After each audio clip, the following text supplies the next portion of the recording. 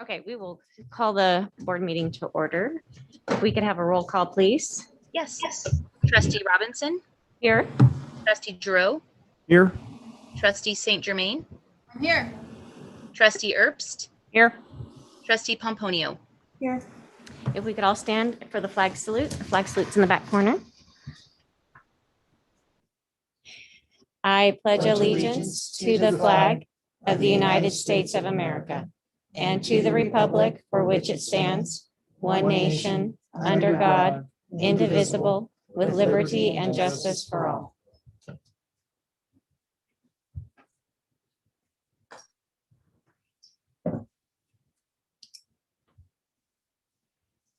Can I have a motion for approval of the agenda? And noting the additions. Yes, the highlighted areas were added today. I move that we approve the agenda. I'll second. It's been moved and seconded to approve the agenda. All in favor? Aye. Aye. Aye. Opposed? Motion carries. Public input. How many do we have for tonight? I have one request. Okay. Dr. McGrath, I believe. So we have one request for public input. Dr. McGrath, there is a table and a microphone over there. If you wouldn't mind turning the microphone on. Can you hear me? No. Can you hear me now? It doesn't, it's a Well- fake microphone. It's for the Zoom meeting. So they that can hear everybody it? on the computers can hear Okay. you. All right. Yeah, it doesn't amplify you. though. All right. Oh, shoot. Yeah. Well, I know I have 180 seconds. So you tell me when it's time to go. Angie will tell you here in All just a right. minute. She's my timekeeper. All right. And I'll try and cover the ground. Okay, you're good to go. Okay, I'm here. I'm Dr. Kelly McGrath. I'm Chief Medical Officer at Clearwater Valley Hospital and St. Mary's Hospital in Cottonwood. And I'm here on behalf of our organization to update the board with some of the changes that we've seen in our community regarding COVID. We recognize that the situation now is dramatically different than it was in late spring and early summer, when a lot of the decisions about starting the school year were made. Really, in about the last 12 days, we've seen a very abrupt and significant change to the COVID cases in our community. We've seen a blossom of cases, and we've seen more aggressive spread and more severe disease. And that reflects what's seen nationally and also in our state, where we know that 80% of the virus now is Delta. It's acting entirely different than what we experienced last year. And I feel a moral obligation to let you know what we're experiencing. The Delta variant is more aggressive in spread, as opposed to 2.5 people typically being infected by a person with Delta. It's now around 5 to 9. And so it multiplies much faster. The disease severity is worse, and pediatric involvement, very different from before, is much higher, with about 1 in 7 of the infections nationally being in kids, which is a different game. Also, we want to let you know about where we are as a healthcare system in general in the region. We're really tapped to capacity. This morning, for example, there was one critical care bed for the entire inland Northwest. I've never seen this on a consistent basis. The resources are entirely constrained. I had to transfer a patient today and I couldn't get them transferred. So we also locally, due to staff being sick and resource constraint and the higher caseloads, are pushed towards our capacity. And what our concern is that going back to school may create a surge that will take us to failure mode, and it would be hard to reel back from a failure mode. So the other concern is that, as we've seen elsewhere in the country, some school systems have had to shut down within the first 2 weeks of in-person learning, which we all know is an objective that everyone wants. And I am advocating for a multi-layered approach. Some of the things are already in place to protect our students and staff. Masking is probably the single most important thing, with universal masking, at least for a period of time until we see that things are controlled. I'm just afraid that, as we've seen elsewhere, that things are going to blow up so fast and then we'll have to back off of in-school learning, which would be a tragedy, I think. So those are the main things that I wanted to communicate. Okay, was that my timer? Wow, I can't believe I hit it. So, Thank you. so And I was just gonna say, Dr. McGrath, I don't know if you have time to stay around for a little bit, but as this is a discussion that you're an expert in, I was gonna allow the board to ask questions of you, and we can do that now or during our discussion of our current plan ideas. If, do you have time to stay around for about another 15, 20 minutes, or do you need to get going? Okay, so if you don't mind, as we have our discussion, we'll open it up for them to ask you questions. Okay. We'll be there pretty quick, so it might even only be like 10 minutes. Okay. All right, so the next item is consent agenda. If everybody's had a chance to review our minutes, payment of bills, and financial reports, if we can have a motion. I'll move that we approve the consent agenda. It's been moved and seconded to approve the consent agenda. Any further discussion? All in favor? Aye. Aye. Opposed? Motion carries. Reports and recognitions.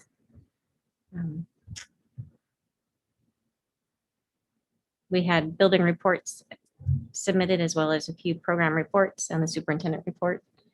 The elementary school report goes to the junior, senior high school report. Links. Mhm.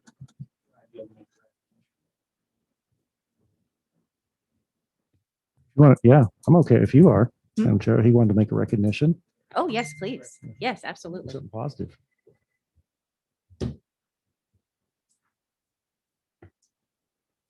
I just want to recognize our boosters, our Maniac boosters, and all of our community volunteers, and as well as some seniors are doing a senior project.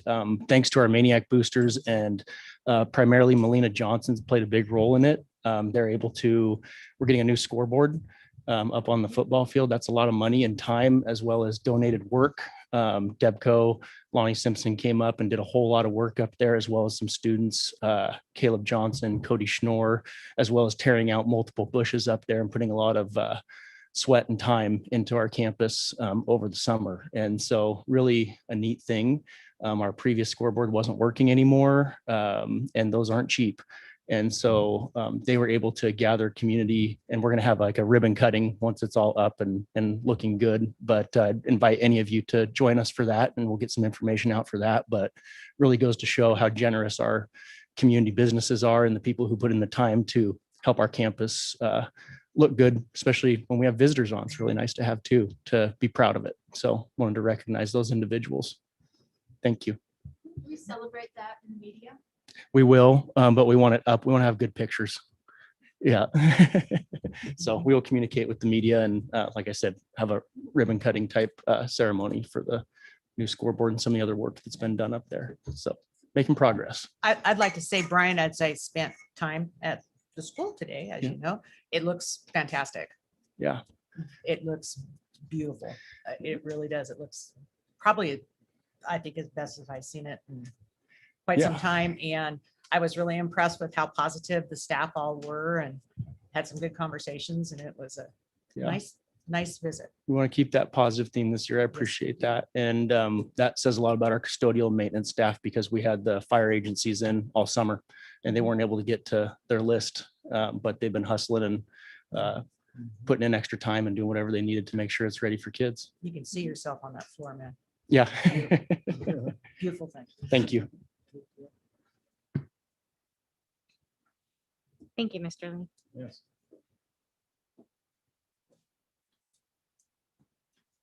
That link should be corrected now. Okay, so we have the elementary Yeah, report now. yeah.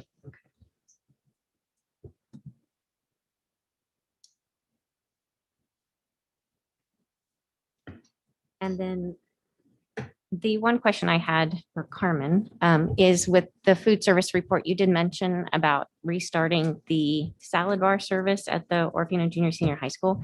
When were you planning on starting that?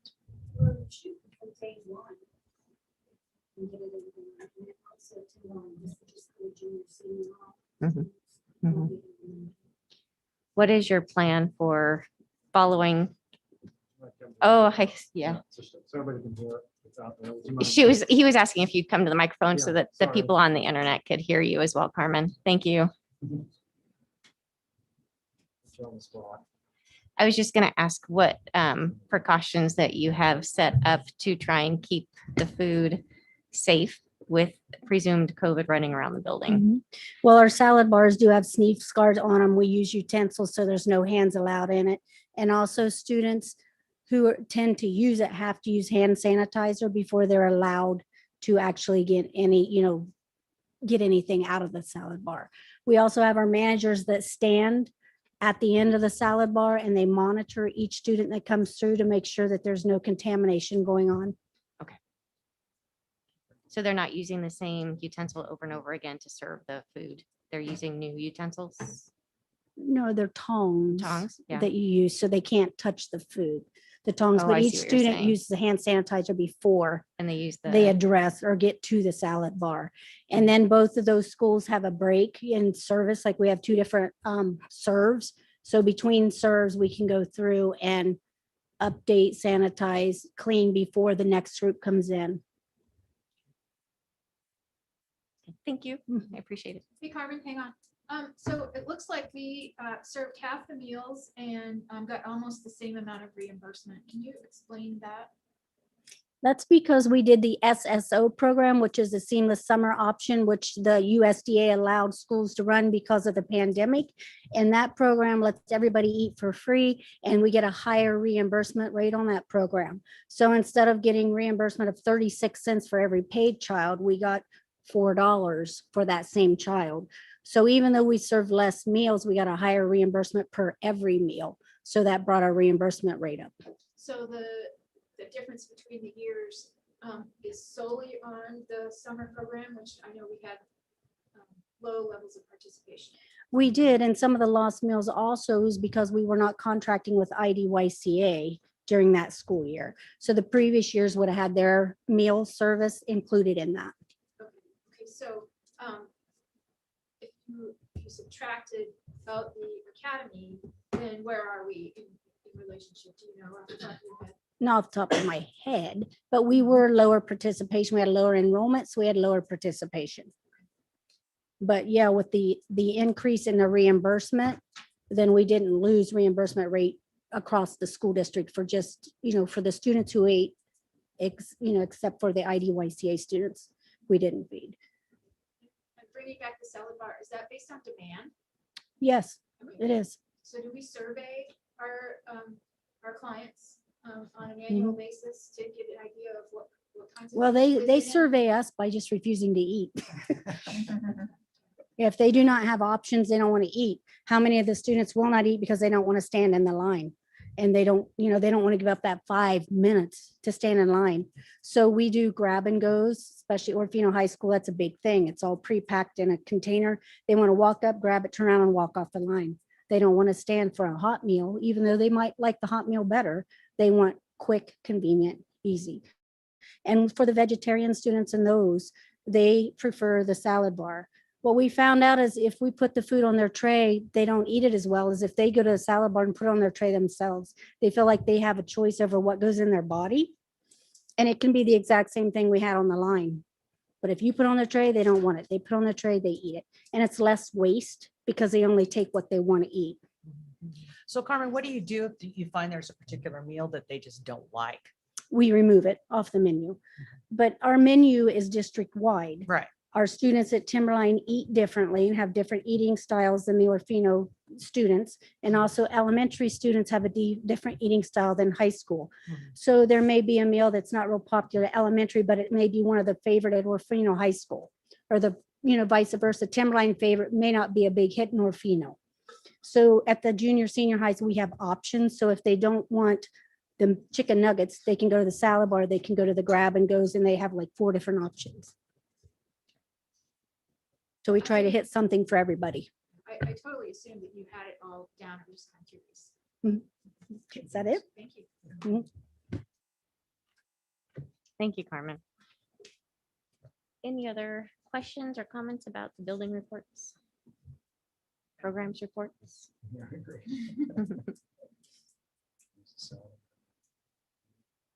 Okay. Did you have anything you wanted to address for your superintendent report? I did just want to say thanks for everybody who helped us move. We are now in a different building. We're all scrunched in there, but we're getting to know each other really well, really quickly. That's working out great. So we had a lot of people help us move, and we appreciate that.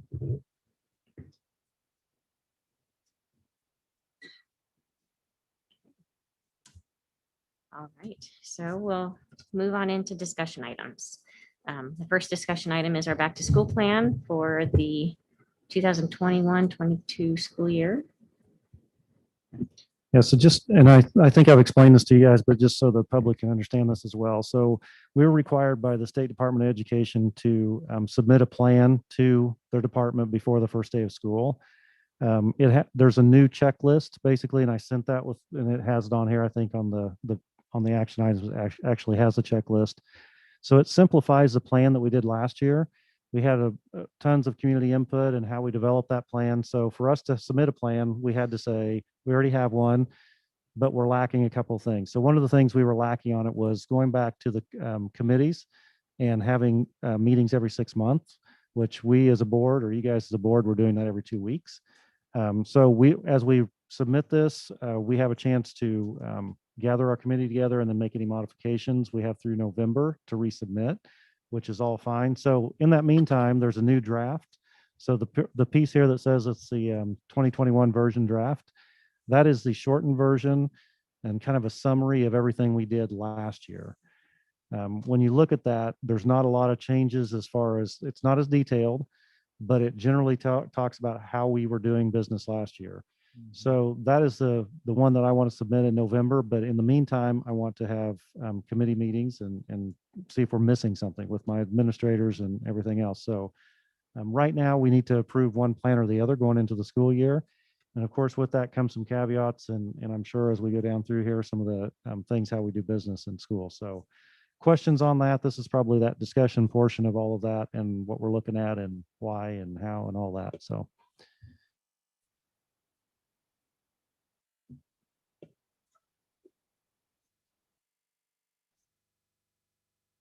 So just to clarify, Mhm. we're adopting one plan or the other?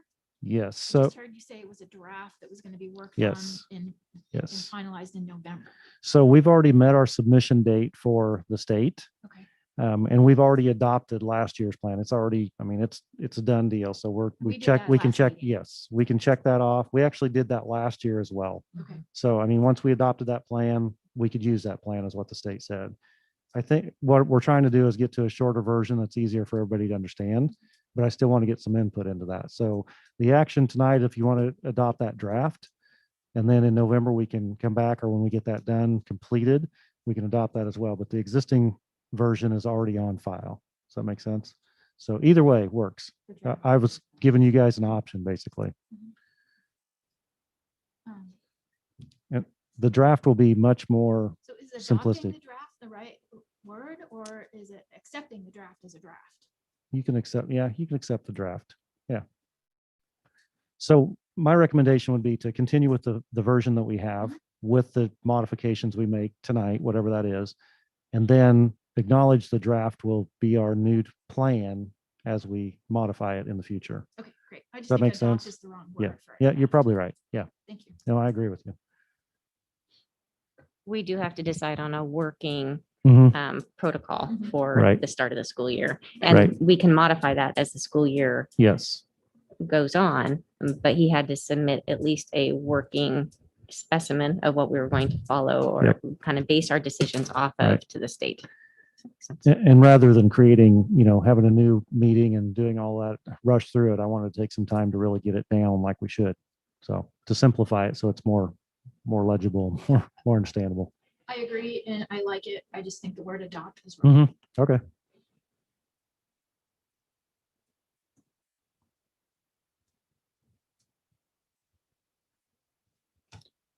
So Madam Chair, in relationship to the plan, I do have some questions for Dr. McGrath. Is Yes, that appropriate? yes, this now? is a perfect time. So Dr. McGrath, if you wouldn't mind, could you take the microphone again? The hotspot. And I'd like to remind the board as well that our administrators are here if you have any questions for them as well, as far as implementation and buildings and stuff. So, Dr. McGrath, I'm curious of the infection rate of folks that are vaccinated. Yeah, I don't have that exact number for you. There are people who have been vaccinated that are getting what they call breakthrough infections for sure. And we're seeing that much more than we were seeing in the spring. What we are seeing is that those individuals are not getting the severe disease requiring hospitalizations, and the deaths, of which we've had some in our community, have not been in that category. So it seems that it's doing a very reasonable job of preventing infection, but an excellent job of preventing severe disease. And I think that was the intent around, how they were rolled out. Yeah. That's what I understood. Yeah. And do you, does the data exist for the percentage of population that has been vaccinated? Yeah, definitely. And I apologize. I had some notes because I anticipated that question, but I had to run from the ER over here. So I realized when I got over here, I left them there. We're in Clearwater County, it's actually on the Idaho Public Health website. Anybody can look it up, but and I apologize, I'm not remembering exactly right, but we're in the 30% range for fully vaccinated. And the interesting thing is to look at age groups, because and they actually have that on the website as well. It stratifies the 65 and above. I can't remember the number. It's pretty decent in terms of protection. I think it may be close to 70%. Don't quote me on that, but it's publicly available, but it just tails off from there. And, and that's no surprise to anyone. And the younger population, very low vaccine prevalence in that group. But yeah, as a county, we're in the 30-something%. And So are the vaccines still available at no cost? yes, yeah, all 3 vaccines, yes. Thank you. Dr. McGrath, last year we considered masking and like whether we were in school, out of school, and how we conducted that based on the zones set forth by our rates in our specific region. So right now, are we red, yellow, green? We're high transmission, which is, I guess, that red designation. Actually, most of the state of Idaho is red right now. There's a few counties that aren't, but that's also available, I think, on the public health website. It'll show you what we are, but yeah, we're high transmission right now. And I guess one of the things I was trying to communicate, I just like everybody else, I read about Delta being different. And I thought, well, yeah, we'll see when it gets here. It's been really different. I mean, it was, and I'm not saying that to be dramatic. It has been just like 12 days ago, we got hit, I mean, things were very placid in the summer. I mean, we were all feeling really good. And it's just like within a couple days, our cases were just skyrocketing, hospitalizations, and as I mentioned, unfortunately, deaths. We've had deaths in our community already. And I would say what we've seen in maybe the last 12 days is close to what we saw of severe disease through the whole last year in our community. So it's has us really concerned. And, a lot of nurses are out and core people to our delivery. So, if I sound a bit anxious about it, I am. Right. Well, so when you look at, I was looking at the public health website, our school population between students and staff is almost a third of our county population. And the vaccination rate's under 32%, much lower in children. And as a community physician and somebody responsible for medicine in the area and a parent of a high schooler, like in a perfect COVID world, what would your back to school plan be? Perfect. We'd And I never said in get a perfect. COVID Yeah, world. perfect world would In a be perfect that COVID the kids world. that could get vaccinated would be Right. vaccinated. But actually I perfect recognize COVID that world. that's not our reality Right. here. And I totally respect that. I mean, that's just what it is. So I think having a multiple layers of safety and really to have that be adjusting, because we're hoping, the prediction is that we'll see what it is, but that it's going to peak in October and then hopefully tail off from there. I hope that that's right. But so you would change that plan, but I think one of the things, the ingredients that needs to be added is universal masking. And I know that there's a lot of excitement about that. I think it's not really that exciting. It's been proven to be one of the key things to make a difference. And that would be something that, and that's something that's adjustable. It's not carved in stone, but it would be great to start that way.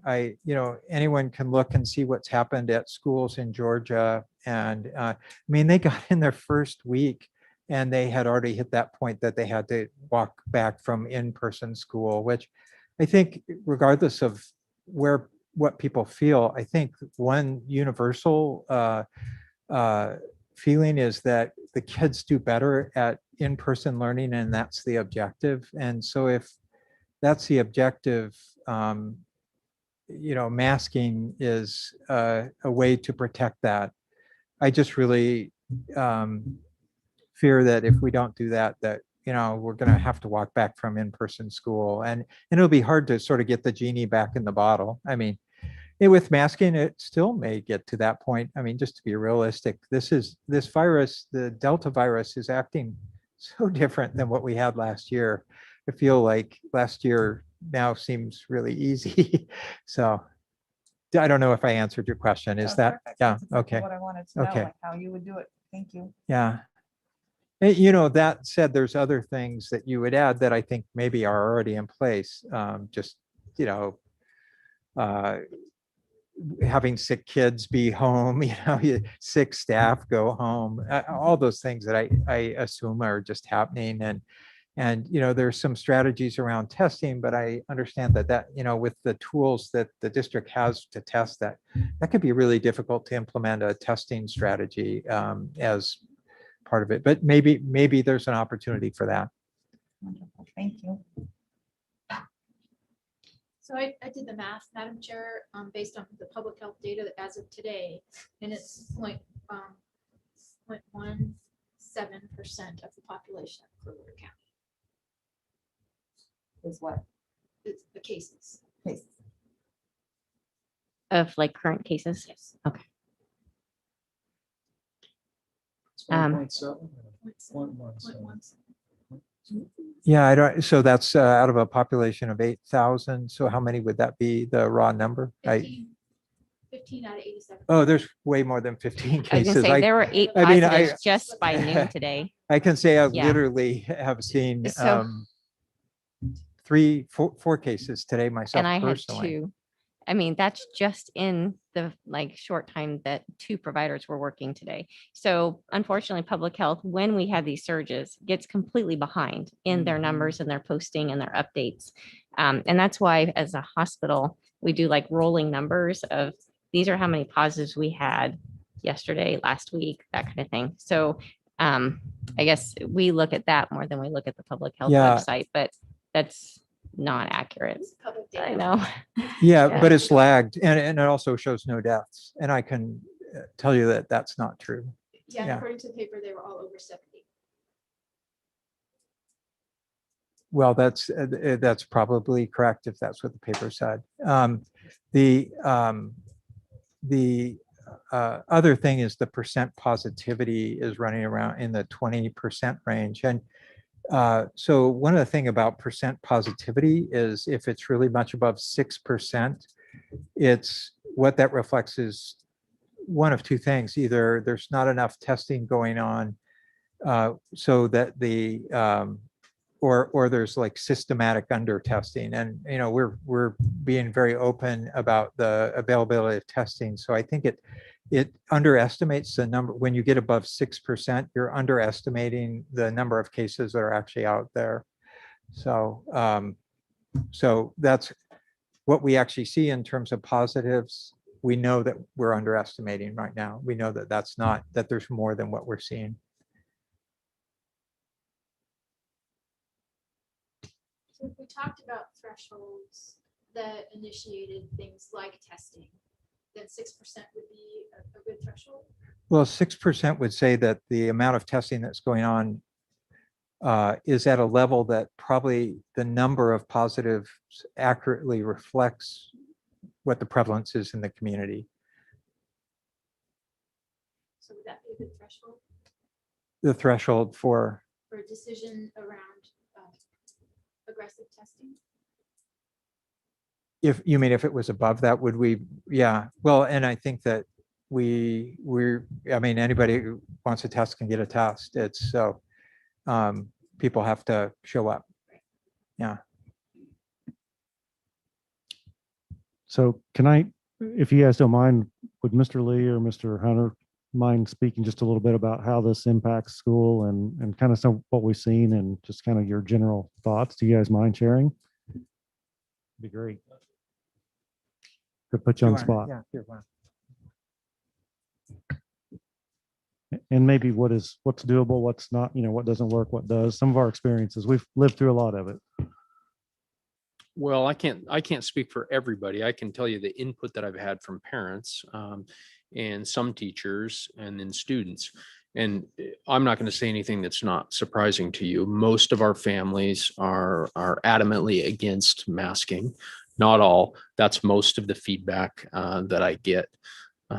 Teachers, I don't have accurate, recent survey data on it. I know in the spring when masks came off, people were pretty dang happy about being an educator. When we talked about putting them back on, it was pretty disheartening. So the general feel with the people that I'm hearing from is very anti-mandatory masks.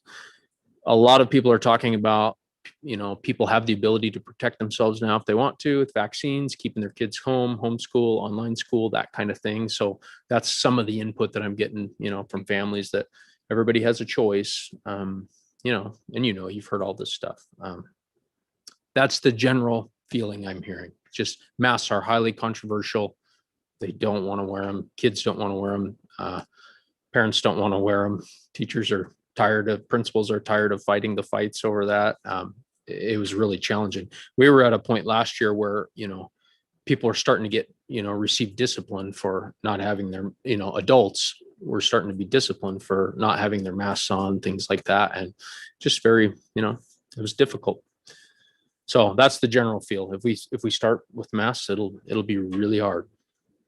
I don't know whether it's right or wrong, but it'll be On the hard whole, on us do for you sure. feel like parents want their kids in in-person school and felt that was more effective than being out of school? I couldn't hear you. For your stakeholders, do you feel like on the whole, or what's the general feeling amongst parents about, do kids do better in school, and is their goal to have their kids in school learning versus remote learning? Most, yeah.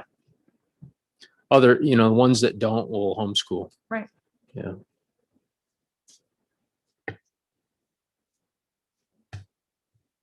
Thank you, Any Mr. Hunter. specific other questions?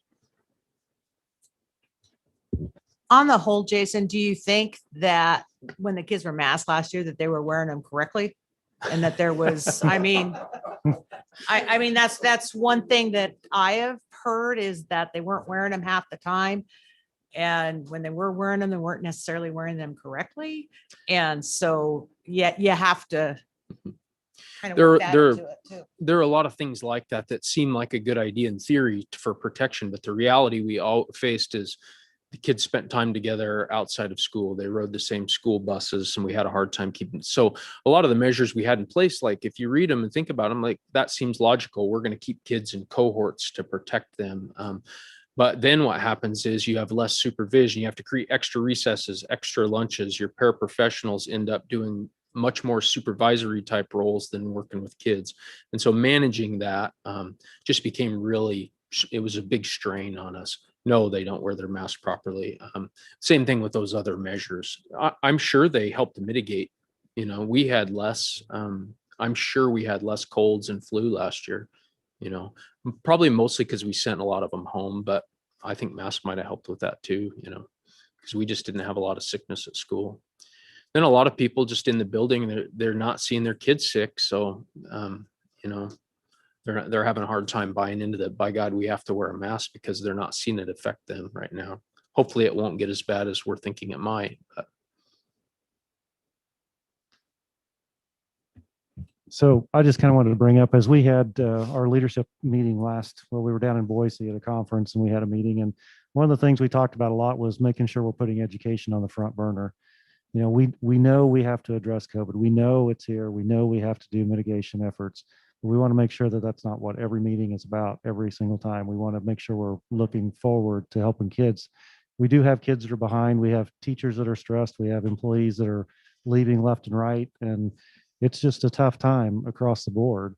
And to me, we need to focus. We need to really focus on moving forward. This needs to be something that is secondary. If we're masking, fine. If we're not, fine.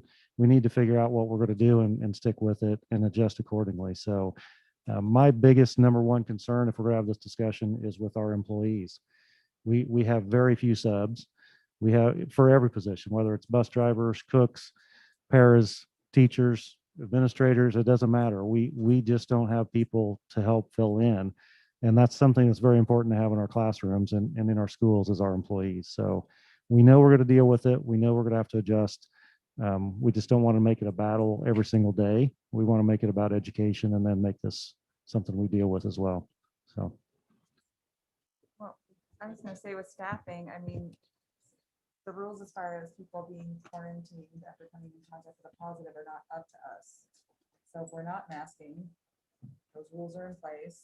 COVID is rampant in the community. Like last year, we will shut down more than likely.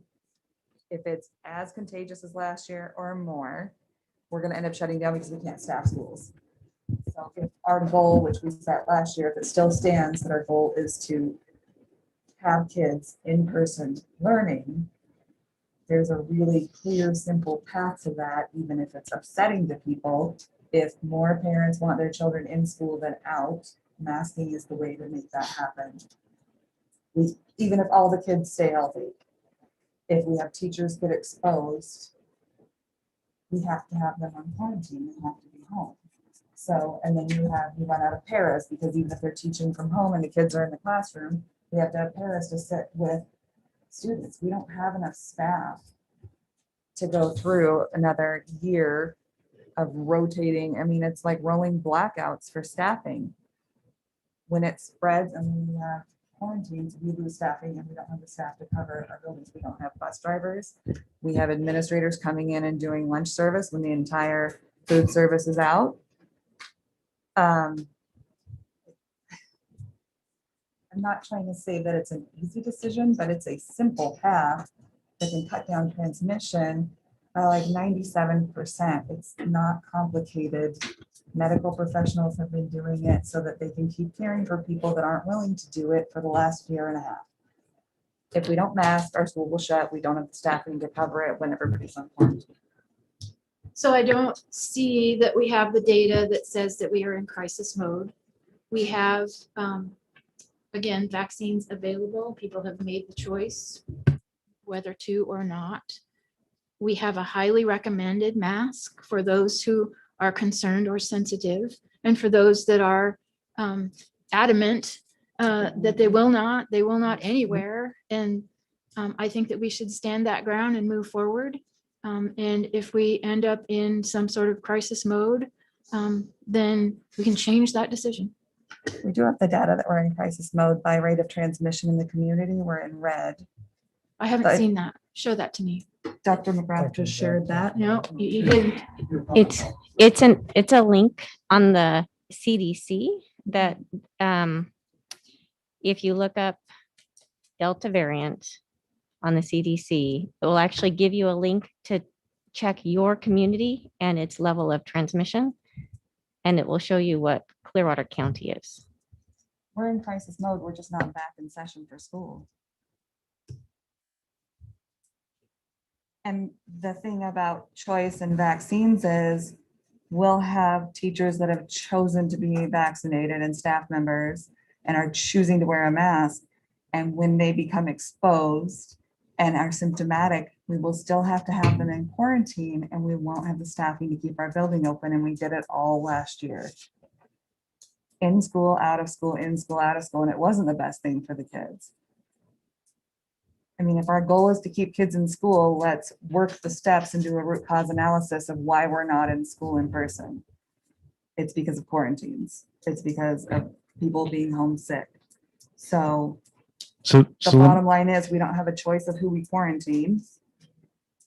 So we don't have a choice for that. If our goal is to keep kids in school and we can't choose who goes home in quarantine, the one way to prevent that is everybody masking. So let me just kind of review our procedure on that so you guys are up to date on it. So typically, if we have about 25% of our kids out of school is when we would actually go to full online learning. Oh, sorry. Oh, I'm sorry. So I hate to yell into the microphone for everybody, but basically if we do 25% of our kids are out is when we would close school. So about 25% is where we end up with, and that's with anything, whether it's COVID or influenza or anything else. So last year we had to do that once at the high school. The other reason we had to do that at the high school, close down school, was because of our staff. So our staff is probably our most major concern as far as closing down school. That one still concerns me. Again, you know, people have had the opportunity to get the vaccine. They've had to make that choice. So that's totally up to them. But it is difficult to fill in for classroom teachers or any other position. Trying to find bus drivers is a difficult task right now, whether it's COVID or not, whether somebody's quarantined or not. So we have to take all those things in consideration. We typically, like I said, 25% is what we see. Last year, once we did go to masking, we managed it off and on. We still had a slug of kids that were in and out. At the end of the year, when we were not masked, we were still managing. I know that the cases were dropping off, but we did a good job of managing, having our people quarantined when we needed to quarantine them, and people were doing that. So how many days of school did we lose last year in high school? Brian, how many did you lose? There was 3, just the way it fell. I think there was 3 one day and 2 the next week, or 1. Yeah, 5 total, I believe. Mhm. Right, okay. Right. Right. We didn't lose any days at Timberline last year? No. I do have a question about the susceptibility of the kids. Are we seeing very many kids getting sick? I guess that's the question I have for you, Kelly. Yes, about 1 in 7. Oh, you said that. Okay. Yeah. And approximately how many cases have you had? You know, I'd like to give you the exact number. I am today, it's at least 5 today. The hospital has been running about 30% of the capacity of Okay.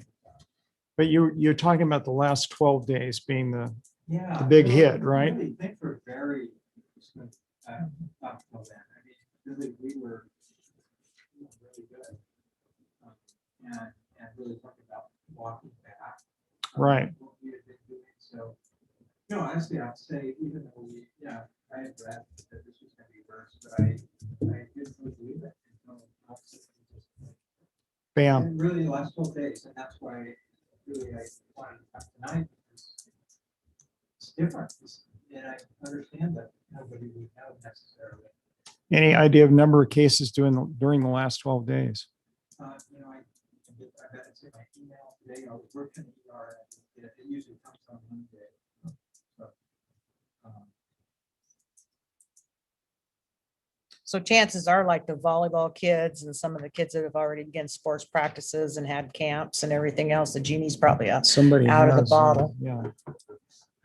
at any rate. Dr. McGrath, will you just address too, just briefly, because it's not as much of an impact, but in a health system such as ours and really in the Northwest right now, can you explain when your system's completely, when you're overloaded with COVID patients and it's using up your resources, like you said, there's one critical care bed in the region, what that means for people without COVID, not that aren't coming in for COVID, but are coming in for heart attack, car accident, appendectomy, emergency orthopedic surgery, what that impact is when you have to send a patient to Eastern Montana versus Coeur d'Alene, and that impact on the community. Because I think that as a whole, we should address too, like we're a huge portion of the population in our district. So how are we impacting community health beyond COVID? Does that make sense? Yeah, I think so. What I heard you say is just sort of how does that impact when the healthcare system gets saturated? And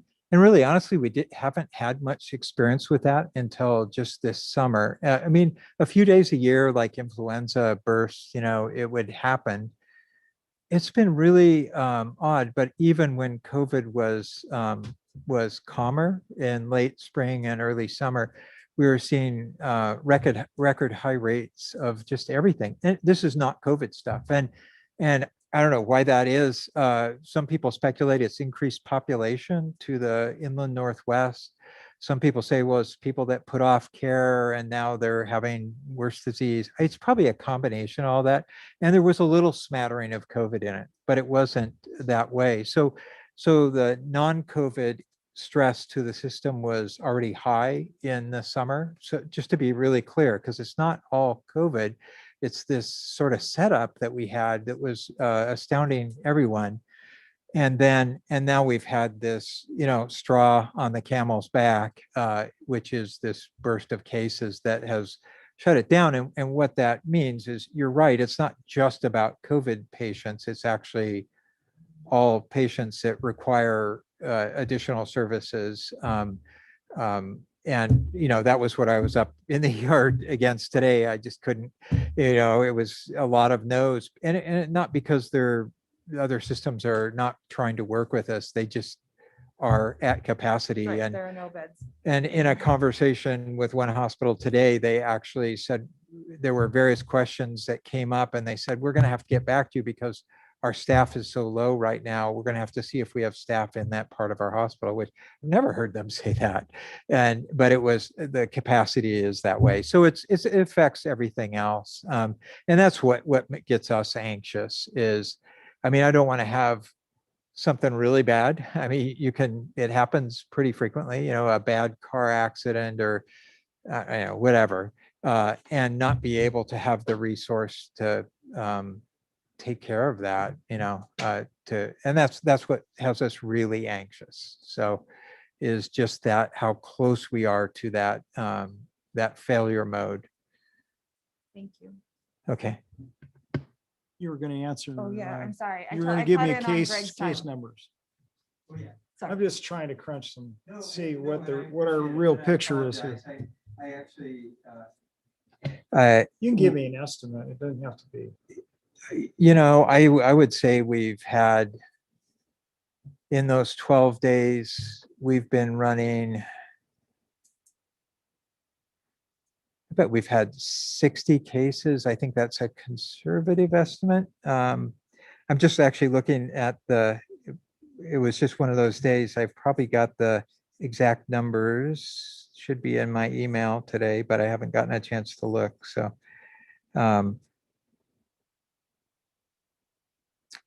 And what we're seeing, unfortunately, is more hospitalization. Yeah, I'm just. And would you equate that to those that are not vaccinated? Yeah, I mean, that's all what it is. Yeah. And I understand we can't ask our teachers, our administrators, whether they're vaccinated or not. Any idea of percentage of our population that has been vaccinated? So last spring, when we had the vaccine available, we ended up with about 42%. From there, I have no idea, but that's when we were keeping data at that time. Did I hear you say that they're all over 70 years old? That's what the paper. All the indicated. cases? Oh, No, no, deaths. not all the Yeah. cases, deaths. Oh, the Yeah, deaths. Yeah, Gotcha. deaths, yeah. Because I just turned 70. I was. Yeah, right. Well, the Not over yet. 65 and above has a pretty decent vaccination rate in our Yeah. community. So, so we're not seeing as much of that, but not everybody's vaccinated. So that's where we're seeing that impact. We are seeing younger patients than we saw in the past year, for sure. Yeah, according to the CDC site that you led me to, it's 68 in the older category and 42% and then 38%. That sounds right. 18 Yeah. to 35. Yep. And I think that's have received one vaccine, but may not be full. Yeah, full vaccination, a little lower, not a lot, but. So theoretically, about 8 of these kids or 8 of these cases would be kids. Are the kids having pretty severe symptoms or? We haven't seen severe symptoms where they've required hospitalization here. Yeah, Okay. that's right. We have had none in the hospital. Nationally, they're seeing more than what they saw before. So Yeah. there's a little bit more of that. I think I heard something on the order of about 2,000 kids nationally are hospitalized right now. So that's Interesting. about where we are. And yeah, I mean, I know where you're going with the numbers. No, And I'm just it makes curious sense. How Yeah. this is really affecting the kid population. And Yeah. when you're talking numbers, Dr. McGrath, is that just at CVH or is it? Yeah. It's not. Just including St. CVH. Mary's? Yeah. I don't know the numbers. I should, but I don't know. I kind of Right. thought since everything was interconnected. Yeah. Well, it Sounds is like- connected, but Sounds like our concern is with the adults and our teaching staff more than anything. The kids seem to be a pretty low factor from what it sounds like. And there's probably a higher percentage of kids that have it that don't get tested because they don't have any, kids just don't get sick with it that much, it seems like. So, You can't vaccinate under 12. no, I So understand. they're yeah. good Yeah. spreaders. Yeah. But it seems like the risk here isn't so much the children that we want to keep in school. And imposing everything on them, it's more, it seems to me that it's more the adults that need to be the ones that are really watching themselves. I was a little disappointed, to actually tell you the truth, when we said masking is highly recommended, and then teachers didn't do it last year. I mean, highly recommended is pretty strong. Well, I think too, are we considering, I'm just running this through my little pea brain here. Are we considering the people that have already had COVID and recovered too into that at all? How does that enter into it? You mean like the degree of protection that they have? Degree of protection and just the chances of getting reinfected and all that kind of stuff. Yeah. So that's evolving because everybody, the degree of infection that everybody had is so variable, as we know. At least with what we experienced last year, 4 out of 10 weren't having symptoms. That's sort of the tricky thing of COVID. If everybody got sick, it would probably be easier because you'd know at least who was sick. And then some people got severe disease. So you have that whole spectrum of an immune response. Those people are certainly protected quite well for the first 90 days after their illness. That's been demonstrated. it's hard to know that immunity wanes with time. Vaccination has been shown to be superior for immune response, but yeah, certainly being infected with the virus confers some degree of immunity. Yeah. How much is, we just don't know. Yeah.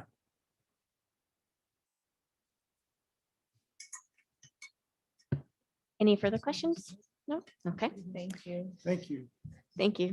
All. I was gonna say, my one comment is just back to nutrition services, that if our kids go back to school without masks on, I am really nervous about having an open salad bar. Only because even if they sanitize their hands and use the tongs, any one sneeze or one cough on those utensils as they're moving through the salad bar can then contaminate so many kids behind them. But that's just my one side note, was that, wow, that just concerns me a little bit. So I just wanted to make that comment. So a question in relationship to that, Carmen, if you had the salad bar and had a attendant that would serve what they want, is that feasible? Yep. You don't have, okay, that's, so it's not feasible. Okay.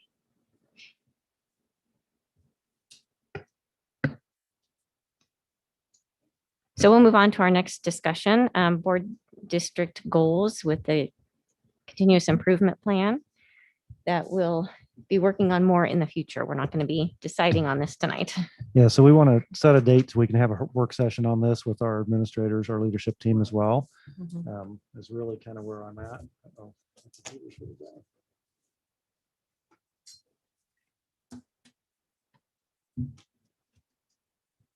So sometime before our next board meeting, that's what I'd like to do. This will get more contentious than masks when we do calendars. Yeah. Is your next meeting the 20th? Yeah. For September.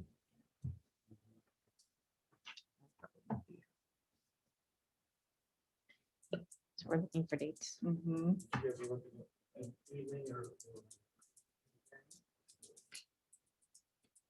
Do you have like a range of time to narrow it down? Yeah, what would you like? Like a certain week to look at to start with? So I'm not picky with that. So our leadership team is meeting the day after our board meeting. And then we would have to do something probably in the evenings, like a week or so before a regular. I'd just soon have it a couple weeks apart if we could. So we're not having meeting after meeting. Right. So that would be, The week of the 30th? yeah, Or the week of Labor Day? So that would be the week of Labor Day, right? Labor Day's the 6th. yeah. So is there, Ryan, do you guys all work then on the Friday after Labor Day? Do you work on the Friday after Labor Day then? we don't have any Fridays in session. Okay, I just wanted to make sure that we I think wouldn't she just be means adding leaders. to a horrible week. What's that? I think she just means leadership. Oh, yeah, Yeah, I'm just asking if I didn't want to give them a horrible week coming Right. back after Labor Day. right. They were already working not with extra day off. So I think it'll just come down to setting a date and making it happen. And that week of Labor Day, if it's a shorter week, is probably not going to work as well as a longer week. So if we want to do it the week after that, the week of the 13th, or is that right? No. Yeah.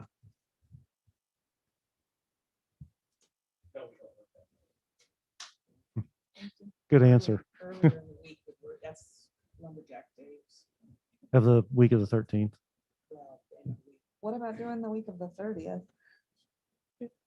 If you guys want to do it the same night as our board meeting, we certainly can, but it No, gets pretty that- lengthy with that, No. trying to figure out our August goals and stuff. 30th. Our next board meeting's the 20th, isn't it?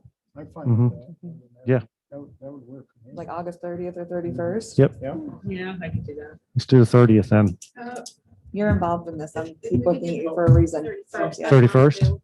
Okay, It's a work session with you guys, so that's why I keep. so the looking at you. 31st, is everybody available the 31st? Can I I am. We can do it. I don't know yet. Evening Great. or What about morning? because that's a Tuesday. I have mental health work, In the morning or, both. I have it in Staffing in the morning. and putting it- Would be best if we would be right after school's out, would be better.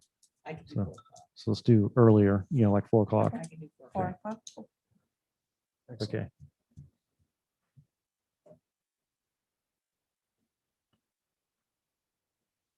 Four o'clock on the 31st, that's what we're saying.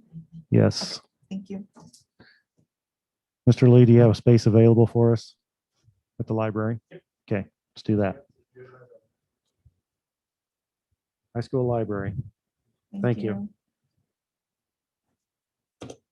I'll bring food. So that'll be a work session around the plan. Yes.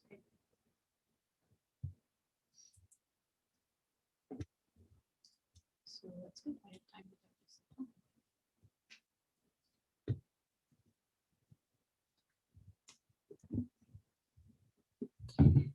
Okay, so moving on to safety plans. Yeah, so our sheriff and our city police chief could not meet earlier, so we are setting up a date. I just got word back from Jeff Wilson about dates, but I haven't heard back from Chris yet. So we will set those dates and we'll include you guys. We'll revisit our plan, and then I'll bring that to you guys as a board. If board members want to be involved with that, I will certainly send that out and I'll get a couple of you involved. So we're not having a meeting, but just a couple to be there. So- Did we extend an invitation to the prosecuting attorney? office as Yes, well? yes. So yes. So I will get everybody involved with that. Should be in the next couple of weeks.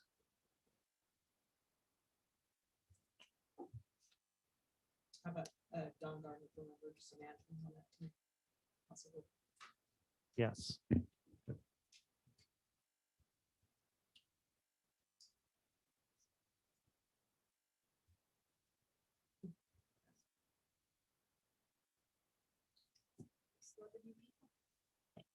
And then just to wrap up the discussion, Greg, just to answer your question, the administrator today said that there were 14 new COVID cases just today.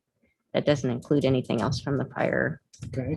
last few weeks. So I had her check, so 84 at CBA for the last 12 days. Okay. Thank you. Sorry, I didn't come. Oh, that's, So we'll move on now to action items. First item is the bus routes, which have been sent to the board members. Any questions or discussion? I assume our staff know exactly what they're doing in the most efficient, effective way to get kids to school. It's a good assumption. Okay, They look good. I move that we accept the bus routes. I second. it's been moved and seconded to accept the bus routes. All in favor? Aye. Aye. Aye. Opposed? Motion carries. Next is the back to school plan. I'll move that we accept the back to school plan draft version and checklist with the caveat that we have mandatory masking on all school properties until our next board meeting, September 20th, where we can reassess to forestall any upticks in COVID and online school situation. I will second the motion. And then I'm going to, during discussion, also give some education because I realize we struggled with these in the past a little bit. Just to review the rules of order for making nominations and voting. So, especially for Chris, because she hasn't been through this before. When a motion is made and seconded, then there's discussion and then there's a vote. The vote either carries, does not continue if there's not enough votes, or it dies with a nay vote. If there's something that wants to be added to an existing motion, that can be added, but then the vote goes in opposite order of the motions, okay? And then if a motion dies or is voted against, a new motion can be made. Mhm. Any further discussion about the motion that's been presented? Okay, all in favor? Aye. Aye. Opposed? Nay. Nay. Nay. Is there a new motion? I move that we accept the draft plan as presented and retain the highly recommended masking. I'll second. It's been moved and seconded to approve the back to school plan draft as documented with highly recommended masking. Any further discussion? All in favor? Aye. Aye. Opposed? Nay. Nay. Motion carries. Okay. Next one is new hires and separations. I move that we accept the new hires with the changes made and recognize the separations. Also with changes made. I'll second that. It's been moved and seconded to accept the new hires and separations. All in favor? Aye. Aye. Aye. Opposed? Motion carries. All right, we will now be adjourning to executive session. There's only motion from the executive session and board member input remaining for the rest of our evening. So if you do want to duck out at this time, that's perfectly acceptable. And thank you, everybody, for attending. Okay. So I do need a motion for adjourning to executive session pursuant Idaho code. Oh, I'm blocked here. It's okay. I'll Um, make a motion that we move to executive session pursuant Idaho code 74-2061 A and B. I'll second. It's been moved and seconded to adjourn to executive. Well, I actually shouldn't say adjourn, move into executive session, Idaho code pursuant 74-2061 A and B. All in favor with a roll call, please. Jessica, are you out there? I'm here, sorry. Let's see, trustee Robinson? Just fell asleep. I did, no. Trustee Giroux? Hey, Russell, can you check and see if Jessica's muted or anything? Hello? Hello?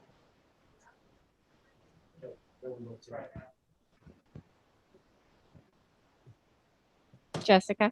Yes? Ah, there you are. Hello. Hi. Could you please take a roll call so we can go into? Yes, executive I session? will. Trustee Robinson? Yes. Trustee Giroux? Yes. Trustee St. Germain? Yes. Trustee Herbst? Yes. Trustee Pomponio? Yes. Okay, thank you.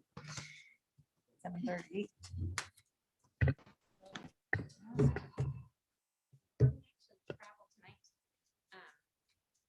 Oh, really? Well, not out of the building. Were we going to like Lewiston or something?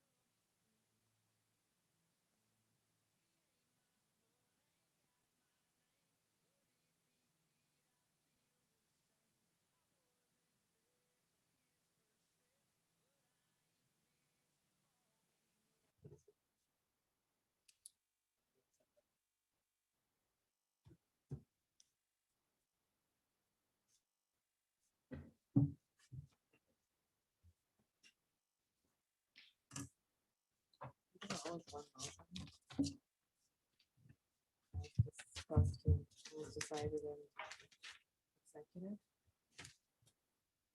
Can we do it all as one motion? Well, we have to do it per student. And they each have their letter. Yep.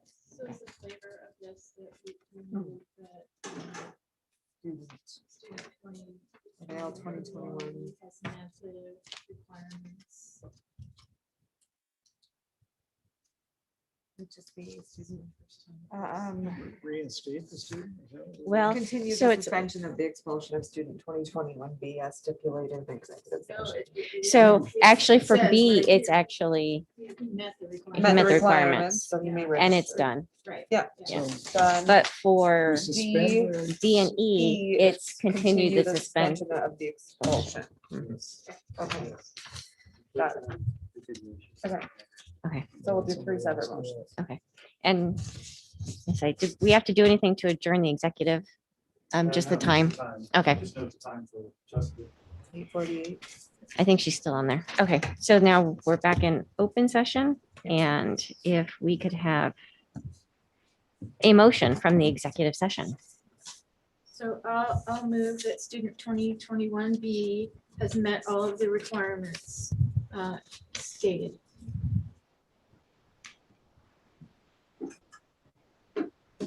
The expulsion is complete. Okay, No longer. I'll second. it's been moved and seconded that student 2021B has met all requirements and expulsion is completed. Any further discussion? All in favor? Aye. Aye. Aye. Opposed? Motion carries. Oh, because it's executive. Mhm. So if we could do a roll call, Jessica? Yes. Okay, Trustee Robinson, yes? Trustee Giroux, Yes. Trustee St. Germain, Yes. Trustee Pomponio, Yes. Trustee Herbst. She left. She's absent. Okay. Okay, so we'll move on to our next motion. So I'll move that student 2021D, how we continue with the suspension of the expulsion as previously identified. I'll second. So it's been moved and seconded to continue with student 2021D to continue the suspended expulsion. All in favor? Roll call, please. Trustee Robinson, Yes? Trustee Giroux, Yes. Trustee Pomponio, Yes. Trustee St. Germain, Yes. Trustee Herbst. I don't know how to word this next one. Mhm. You're doing a good job. Keep it up. Right? So, let's just think about this for a minute. So,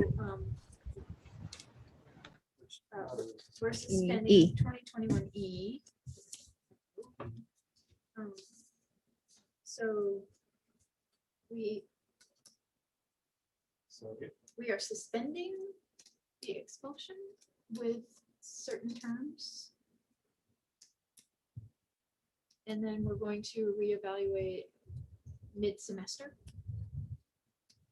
You said suspend the expulsion. Yeah. Yeah, with terms and reevaluation mid-semester. Is that appropriate? Suspend the terms of the expulsion. We suspended The the expulsion. expulsion following identified terms Mhm. or stipulations as it, so, so I'll move for student 2021E. We suspend the expulsion, Continuing the suspension continuing the suspension of the expulsion. of the expulsion with stipulations. Perfect. Second. It's been moved and seconded for student 2021E to continue the suspended expulsion with stipulations. All in favor? Roll call, please. Trustee Robinson, Yes. trustee Drew, Yes. trustee Saint Germain, trustee Pomponio, Yes. trustee Herbst. And she's absent. Absent. All right. Is there any board member input for future agenda items?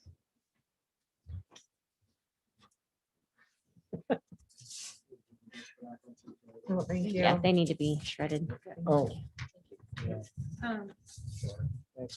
No, good. I had some ideas coming in, but they're gone. Okay, no problem. Big surprise. I was gonna say, anytime if it comes back to you, email. Okay, Yeah. just send us emails so we can make sure we get those things on. Next meeting, we'll be focusing on continuous improvement plan and approving the safety plan. Okay. That's the 31st, right? So we'll have the meeting for, well, I'm sorry, I was thinking regular board meeting. So we'll have the meeting for the, like a workshop for the continuous improvement plan, August 31st. And then at the next board meeting, we'll approve that plan Yeah. as well as the safety plan and other things that are on. So board members who want to be on the safety committee. or the safety meeting, I think with you, and I think Christine is indicated as well. You guys all good with that? Mhm. That's fine. There's no reason for me to get on any committees Yeah, now. we know I Yeah. do too. Okay, so I'll set that up and include it. You may have questions. Yeah, we'll ask. But you'll also be on there with all the actual safety people that are in charge of our safety. So they'll have great answers for you. So we'll put that together. We'll have that before next. regular board. Okay, great. Could we set up a meeting for the evaluation committee thing? Mr. Thurian, we're meeting tomorrow. He's heading that up. That's right. So he is. So then we'll schedule some We're meetings. scheduled. Okay, So we'll get you included with that. all right. Good question. All right, so we're going to adjourn the meeting. Thank you, everybody. Have a good night. Yeah, that Good was- night.